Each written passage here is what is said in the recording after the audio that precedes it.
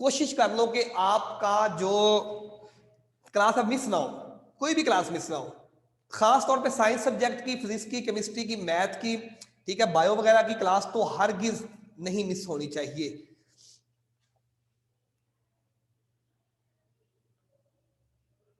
Okay ठीक है, वो तो यूट्यूब का चलो ऑप्शन तो रहता है, लेकिन यहाँ पे क्वेश्चनिंग हो जाती है, जरा समझ आ जाती है कि बंदा क्या बोल रहा था, क्या कर रहा था, वहां पे थोड़ा आगे पीछे बंदा पूछ तो नहीं ना सकता फिर। खैर, कल हम पढ़ रहे थे बॉइलिंग पॉइंट। हमने कल बॉइलिंग पॉइंट पर डेफिनेशन पढ़ी थी, और बॉइलिंग पॉइंट के बाद हमने पढ़ा था, वेलकम भाई अब्दुल रहमान अब्दुल्ला बेटे, वेलकम। मेरे ख्याल में ये फिजिक्स क्लास में थे आप लोग, अब्दुल रहमान अब्दुल्ला?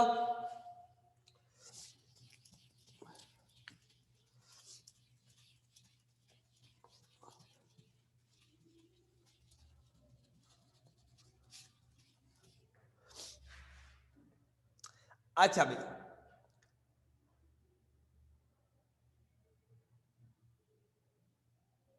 अरे नहीं नहीं नहीं नहीं नहीं, नहीं, मैं रूड नहीं हो रहा, रूड नहीं हो रहा, रूड नहीं हो रहा। मैं ये कह रहा था कि जब आप क्लास मिस कर देते हो ना, फिर अगला जब मैं लेक्चर कराऊंगा ना तो आपको समझ नहीं आएगी। रूड नहीं हो रहा बिल्कुल, वो तो कोई इशू नहीं है, जो आपकी क्लास रह जाएगी आप वो यहाँ पे आकर ले सकते हो, नो प्रॉब्लम।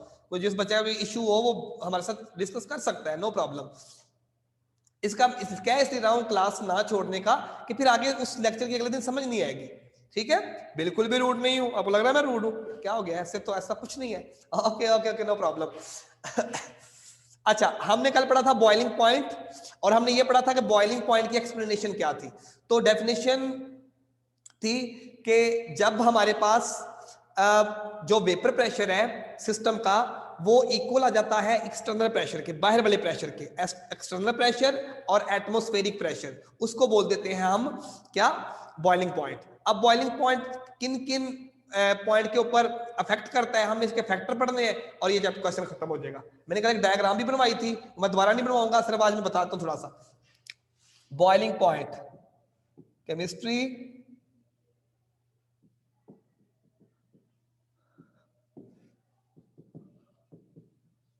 बॉइलिंग पॉइंट, ठीक है, डेफिनेशन होगी डिफाइन बॉइलिंग पॉइंट, और आगे साल का लिखाएगा what are the factor that effect on boiling point. वो कौन से फैक्टर होते हैं जो बॉइलिंग पॉइंट पे इफेक्ट करते हैं। ठीक है, तो पहले बॉइलिंग पॉइंट की डेफिनेशन, दैट टेम्परेचर, वो वाला temperature, that temperature at which the vapour pressure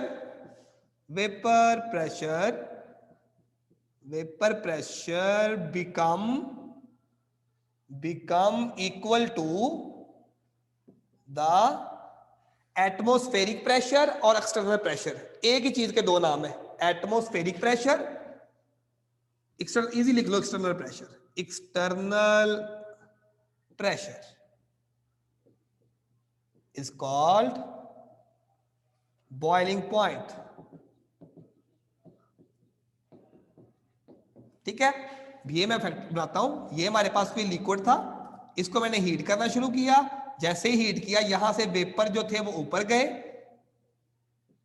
जब इन वेपर का जो प्रेशर था, ये वाला जो प्रेशर अंदर का था, ये इक्वल आ गया किस प्रेशर के? ये बाहर वाले प्रेशर के, इस प्रेशर के। तो किसको कह दिया हमने? Boiling point. Okay, that temperature at which the vapor pressure become equal to the external pressure is called boiling point।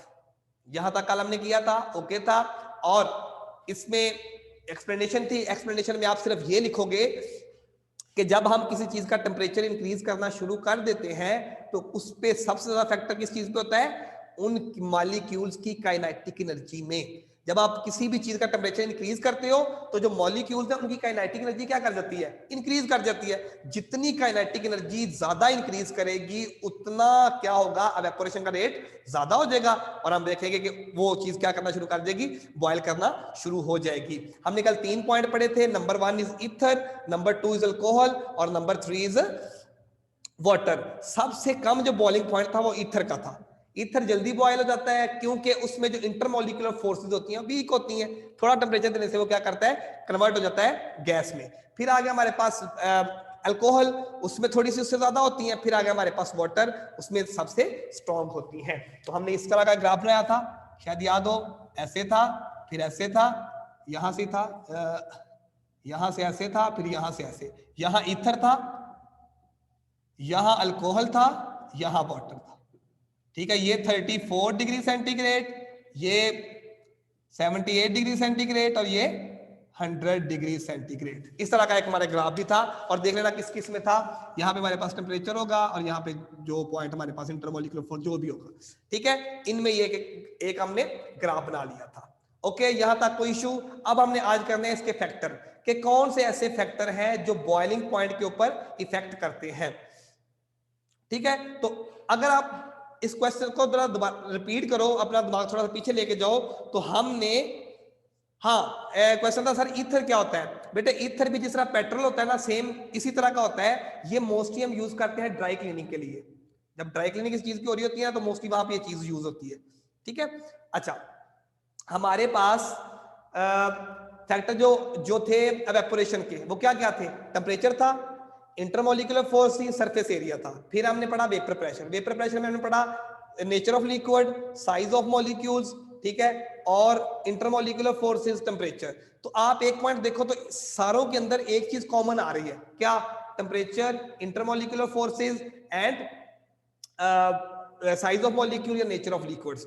इनकी जो ये चीजें होती हैं, इनका मतलब कह लो कि हमारे पास सेम ही क्या आ रहा है, पॉइंट आ रहे हैं। वो सेम पॉइंट आप यहाँ पे रिपीट कर दो और थोड़ा बता दो, अगर हमारे पास टेम्परेचर कम होगा क्या होगा, टेम्परेचर ज्यादा होगा क्या होगा, इंटरमोलिकुलर फोर्सेस कम होंगी तो क्या होगा, ज्यादा होंगी तो क्या होगा, ये पॉइंट बताने। ठीक है, तो मैं इसको लिख देता हूँ यहाँ पे, फैक्टर अफेक्टिंग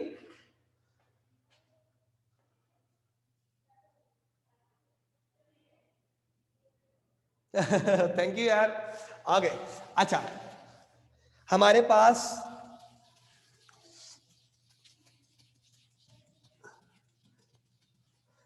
हमारे factors affecting boiling point. Boiling point, तो नंबर 1 आएगा टेम्परेचर, नंबर 2 आएगा इंटरमोलिकुलर फोर्सेस,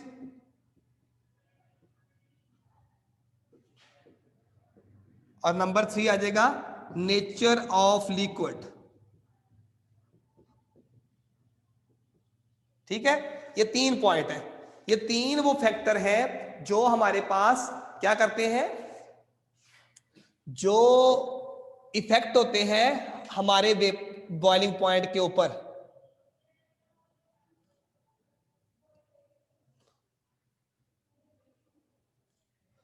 ठीक है, 3 फैक्टर ऐसे हैं जो इफेक्ट होते हैं, अफेक्ट करते हैं हमारे बॉइलिंग पॉइंट को, टेम्परेचर, इंटरमोलिकुलर फोर्सेस और नेचर ऑफ लिक्विड।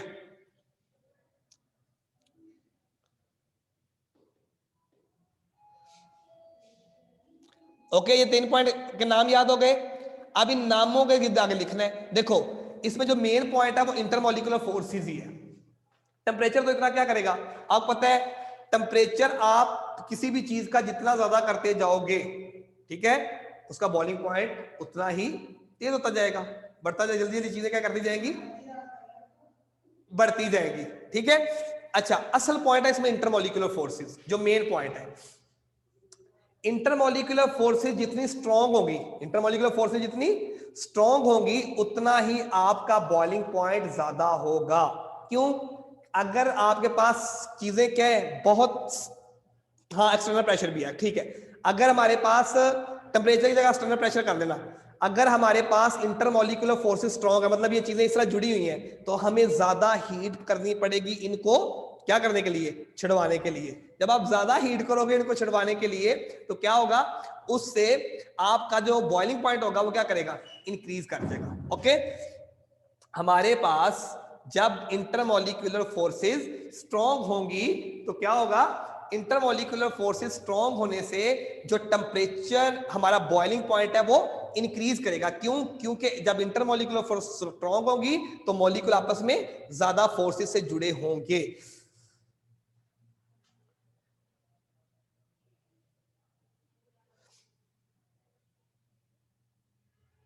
यार ये जो आप मैसेज करते हो, ये मैसेज आपके हमारी चैट के साथ ही ना, वीडियो के साथ ही ये मैसेज आ जाते हैं, ठीक है, ये सेव होते हैं।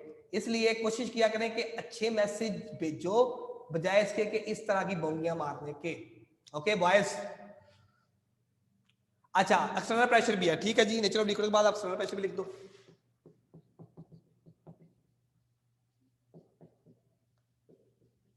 ठीक है, इंटरमोलिकुलर फोर्सेस और टेम्परेचर का आपस में रिलेशन क्या है? डायरेक्ट। ये डायरेक्ट रिलेशन में आएंगे हमेशा।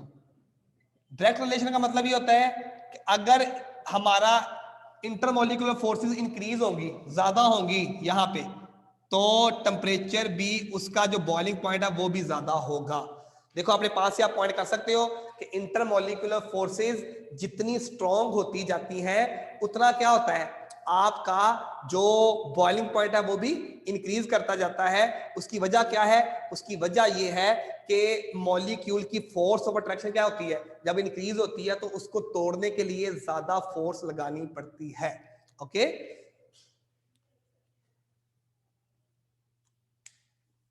ठीक है जी, यहां तक गुड हो गया? यहां तक गुड हो गया? बताते मुझे ओके करवाएं। इंटरमोलिकुलर फोर्सेस जितनी ज्यादा होंगी उतना बॉइलिंग पॉइंट ज्यादा होगा, क्योंकि फोर्स ऑफ अट्रैक्शन क्या होती है मॉलिक्यूल की, ज्यादा होती है। ठीक है जी। अब आते हैं हम इसके ऊपर, एक्सटर्नल प्रेशर के ऊपर। पहले इंटरमोलिकुलर फोर्सेस की, अब एक्सटर्नल प्रेशर। एक्सटर्नल प्रेशर का मतलब ये था, ये देखो यहां लिक्विड पड़ा हुआ है, यहां ऊपर प्रेशर, ये प्रेशर लग रहा है इसके ऊपर, जो एयर प्रेशर लगा रही है। याद रखना, ये जो एक्सटर्नल प्रेशर है ये बेसिकली एयर का प्रेशर है। प्रेशर हमारे पास एयर का, जितना ऊपर से प्रेशर ज्यादा होता जाएगा, जितना प्रेशर ऊपर से ज्यादा होता जाएगा उतना ही क्या करना पड़ेगा, यहां ज्यादा टेम्परेचर देना पड़ेगा ताकि ये वेपर जल्दी से ऊपर जाए। जितना ऊपर से प्रेशर क्या होगा, आपका प्रेशर ऊपर से जितना ज्यादा है, नीचे वाले टेम्परेचर को इंक्रीज करना पड़ेगा ताकि क्या हो, जितने नीचे वाला टेम्परेचर जितना जितना ज्यादा आप करोगे उस, ताकि उस प्रेशर क्या कर सके, वो तोड़ सके। इसका मतलब है जितना जितना एक्सटर्नल प्रेशर ज्यादा होगा उतना आपका बॉइलिंग पॉइंट ज्यादा हो जाएगा। ठीक है, चीज जल्दी से ऊपर नहीं उड़ेगी। बॉयल का मतलब क्या था बॉइलिंग का, कि आपका वेपर कन्वर्ट हो जाए, लिक्विड कन्वर्ट हो वेपर में, वेपर क्या करे, एक्सटर्नल प्रेशर को तोड़ के ऊपर निकल जाए। ठीक है, तो आप याद रखना, जब आपके पास एक्सटर्नल प्रेशर क्या होगा, इंक्रीज होगा, तो बॉइलिंग पॉइंट भी इंक्रीज कर जाएगा। ओके, उसकी मैंने डायग्राम बना दी है। जितना हम, क्योंकि वेपर ने यहां से ऊपर जाना है, अगर ऊपर प्रेशर ज्यादा होगा तो नीचे ज्यादा हीट देनी पड़ेगी ताकि वो क्या कर सके, उसको क्रैक कर सके, तोड़ सके। ओके, इसका मतलब है जितना आपके पास, इसका भी डायरेक्ट रिलेशन आ जाएगा। डायरेक्ट रिलेशन का मतलब होता है जितना आपके पास, जितना आप वेपर प्रेशर ऊपर एक्सटर्नल प्रेशर को बढ़ाओगे, जितना एक्सटर्नल प्रेशर बढ़ाओगे उतना बॉइलिंग पॉइंट भी बढ़ जाएगा। Okay, clear? External pressure increase कैसे होगा, हम खुद से करवाएंगे। देखो प्रेशर कुकर के अंदर, प्रेशर कुकर में हमारी जो फूड होती है वो जल्दी कुक क्यों होती है, क्योंकि हमने खुद उसके ऊपर उसको रख के, ऊपर उसके वो सीटी सी रखी होती है ताकि क्या करे, जितना ऊपर से चीजें क्या करें, वो होता रहता है बॉयल, होता रहता है बॉयल, लेकिन ऊपर नहीं निकल पाता। तो ये सिस्टम यहाँ यूज होता है। ये बेस जो एक्सटर्नल प्रेशर है वो हम खुद से करवाएंगे। किसी भी चीज का एक्सटर्नल प्रेशर कैसे बढ़ाना है वो हम खुद, जैसे प्रेशर कुकर की एग्जांपल सबसे अच्छी एग्जांपल है इसकी, एक्सटर्नल प्रेशर कैसे बढ़ सकता है। ठीक है, चीजें प्रेशर कुकर में जल्दी क्यों पक जाती हैं, ठीक है, उसकी वजह ये होती है ऊपर से क्या होता है, उसका हमने एक्सटर्नल प्रेशर बढ़ाया होता है। बॉइलिंग प्रेशर नहीं है, बॉइलिंग टेम्परेचर है। बॉइलिंग प्रेशर नहीं होता, बॉइलिंग टेम्परेचर होता है। जितना एक्सटर्नल प्रेशर इंक्रीज करेगा उतना बॉइलिंग पॉइंट इंक्रीज कर देगा। मतलब मैं कहता हूं जो वाटर था ना, वाटर वो 100 पे बॉयल हो रहा था, 100 डिग्री, पॉइंट ना समझना, जो हमारे पास वाटर है वो 100 पे बॉयल हो रहा है। अब मैंने जिस बर्तन में वाटर डाला हुआ था ना मैंने उसके ऊपर क्या कर दिया, प्रेशर लगा दिया, ज्यादा ऊपर से मैंने उसको बंद कर दिया। इसका मतलब पता है क्या होगा, इसका मतलब ये होगा अब ये 100 पे बॉयल नहीं होने वाला, 100 डिग्री पे अब इसने बॉयल नहीं होना, बल्कि इसने क्या करना है 105 डिग्री पे बॉयल होना है। क्यों? क्योंकि भाई ऊपर मैंने एक्सटर्नल प्रेशर इंक्रीज किया हुआ था। वो कब होता है, डेफिनेशन क्या थी, जब हमारा जो वेपर का प्रेशर था वो इक्वल आ जाए किसके, एक्सटर्नल प्रेशर के। अगर एक्सटर्नल प्रेशर बढ़ा है तो डेफिनेटली बॉइलिंग पॉइंट भी बढ़ेगा भाई। ठीक है बेटे, समझ आ गई इस पॉइंट की। जितना हमारा एक्सटर्नल प्रेशर बढ़ता जाएगा उतना क्या होता जाएगा, हमारा बॉइलिंग पॉइंट भी इंक्रीज करता जाएगा।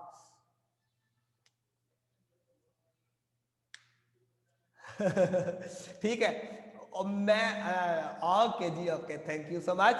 सर वो कह रहे सर हमें क्या पता प्रेशर कुकर का। बेटा ये देखना आगे जाकर किस तरह से चीजें डिजाइन होती हैं।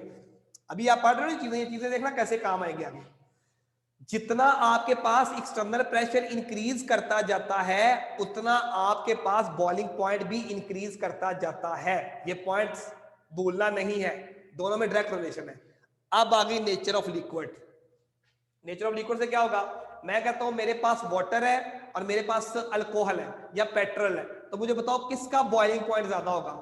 डेफिनेटली वाटर का, क्योंकि उसकी क्या है, फोर्सेस क्या है, ज्यादा है। और पेट्रोल को तो वैसे आप हाथ के ऊपर रखो तो क्या कर देता है, वो वेपोरेट हो जाता है।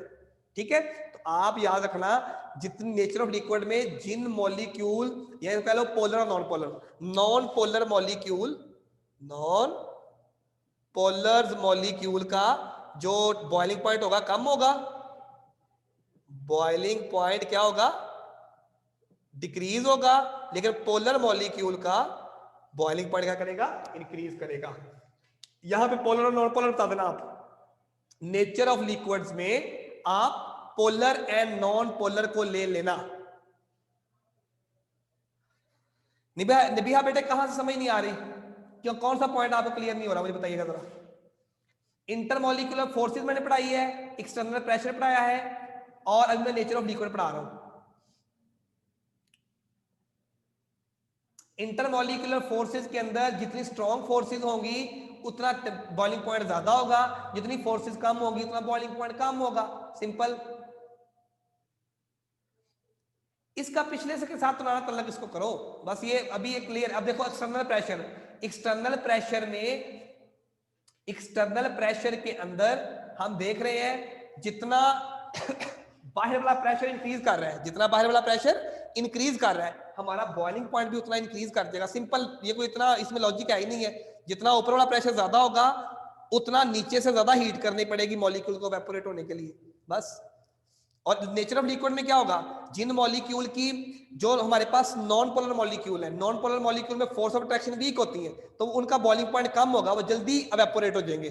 ठीक है, और वो मॉलिक्यूल, जिन मॉलिक्यूल, वो जो पोलर है, पोलर मॉलिक्यूल का क्या होता है, उनमें इंटरमॉलिक्यूलर फोर्स स्ट्रॉन्ग होती है, इसलिए वो क्या करेंगे, वो जल्दी से इवेपोरेट नहीं होंगे, उनका बॉइलिंग पॉइंट ज्यादा होगा। सिंपल, बस तीन तीन पॉइंट है सिर्फ। जितना, जितनी इंटरमॉलिक्यूलर फोर्सेस ज्यादा उतना बॉइलिंग पॉइंट ज्यादा। बॉइलिंग पॉइंट का मतलब क्या है, अब किसी चीज का इवेपोरेट होना। ठीक है, अच्छा, जितना, जितनी इंटरमॉलिक्यूलर फोर्सेस कम उतना बॉइलिंग पॉइंट कम। एक पॉइंट क्लियर। एक्सटर्नल प्रेशर, जितना एक्सटर्नल प्रेशर ज्यादा उतना बॉइलिंग पॉइंट ज्यादा, जितना एक्सटर्नल प्रेशर कम उतना बॉइलिंग पॉइंट कम।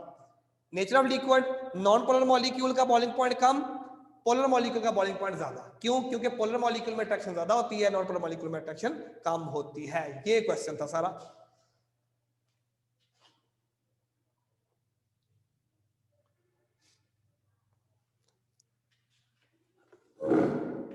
अच्छा यार, ये अपने पहले नाम सही से लो ना, अपने नाम सही करो। मैंने अटेंडेंस लेनी है, जल्दी करो, जल्दी जल्दी, शाबाश। नाम चेंज करो तो मैं लीव कर रहा हूं आपको।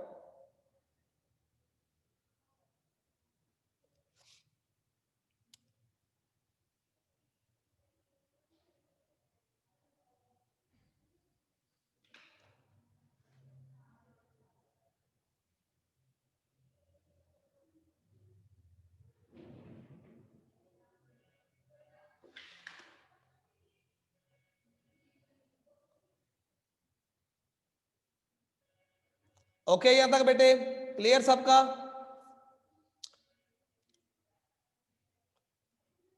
मुझे ओके का मैसेज दे दें फिर खत्म करें इसको।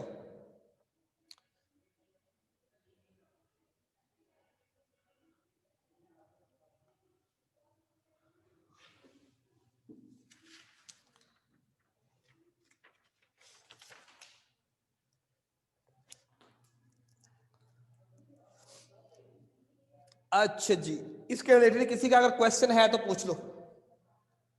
इसके रिलेटेड अगर किसी बंदे का कोई क्वेश्चन है तो पूछें।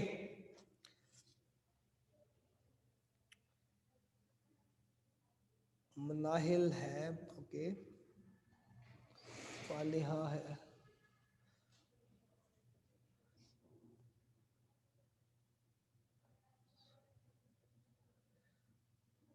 मजीद है, सिमल। सिमल बेटे आपका ओके है, मुझे बताइएगा जरा। हाँ बेटे हो जाएगा ये आपका ना। हाँ नबिहा आपने पता कर रहे हैं,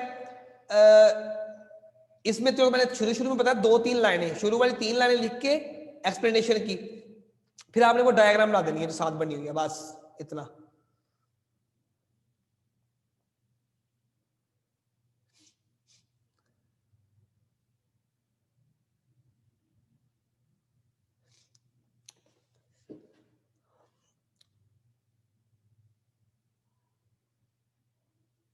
अच्छा जी, ओके।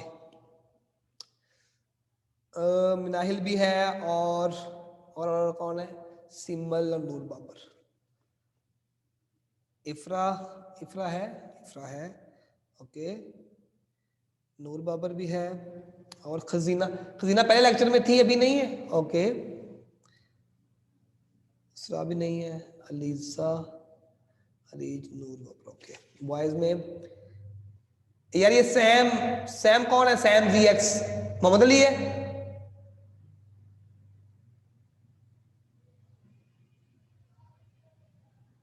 ओके, मुझे नाम अपना सही रखो यार।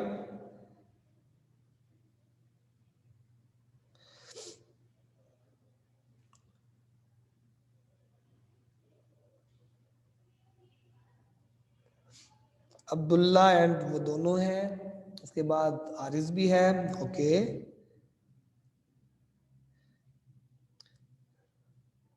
हाफिज अब्दुल्ला,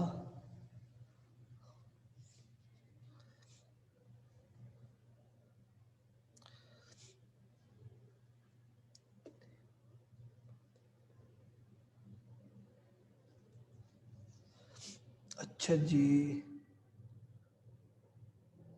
महमूद भी है, ओके। ठीक है जी, ओके यार, अल्लाह हाफिज, मिलते हैं इंशाल्लाह कल परसों।